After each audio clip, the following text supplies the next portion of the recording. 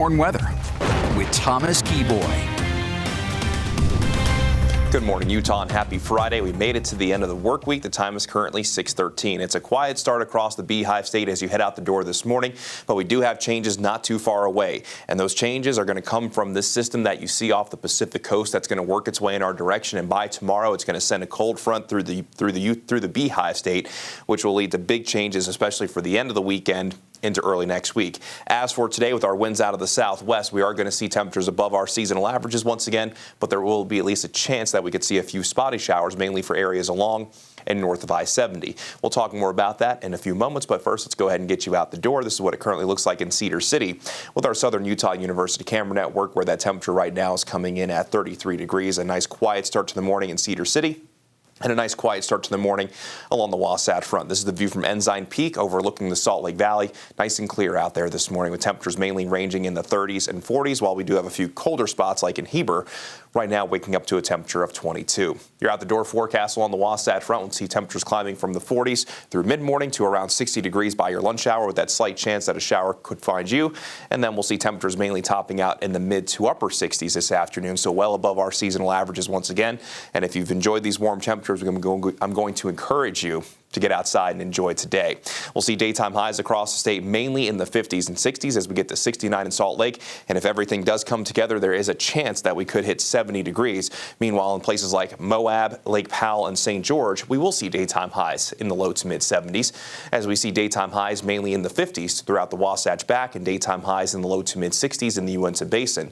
We'll see a daytime high of 54 in Fairview, 60 degrees in Emory, and then as we make our way down into southern Utah, more in the way of 50s and 60s as we get to 62 in Blanding, 54 in Bryce Canyon, 63 for Escalante, and a daytime high of 66 degrees in Milford. And today will bring partly cloudy to partly sunny skies across the state, with that chance for a few showers in northern Utah as mentioned. And you can actually see that happen as we go through the afternoon. We could see the chance for pop-up showers and even a few thunderstorms. Don't be surprised if you hear a few rumbles of thunder in northern Utah as we go through today.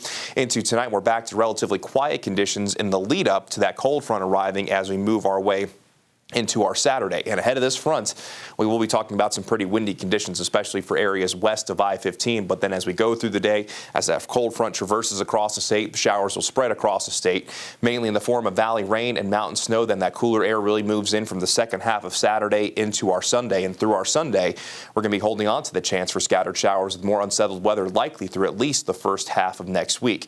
As mentioned, we're going to see some pretty strong winds ahead of this front, and we do have a high wind watch that's currently in place that will go from Saturday morning through Saturday evening from Juab County down through the western portion of Iron County, as we'll see winds sustained at anywhere from 25 to 40 miles per hour with some gusts upwards of 60 miles per hour. Now, when it comes to our future cast snow, our mountains could do fairly well through this weekend, where most mountains could pick up between 4 and 10 inches of snow. But in some of our higher mountains, like the Upper Cottonwoods, 8 to 16 looks more achievable, while our mountain valleys could see a trace to 3, locally upwards of 6 inches, while our valleys are expecting mainly rain. But there is a chance that if we do see moisture during the overnight hours or briefly heavy precipitation, that some minor accumulations can't be ruled out. But as mentioned, we do have more wet weather on the way through early next week, and maybe another storm by the end of next week.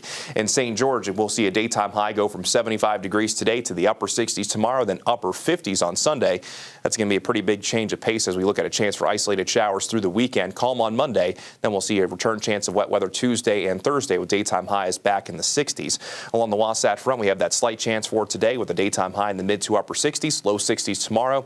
Then we'll see daytime highs right around 50 degrees from Sunday into early next week, and Monday and Tuesday might not even get out of the 40s with overnight lows in the mid 30s. And our next good chance of wet weather looks like it returns going into next Thursday.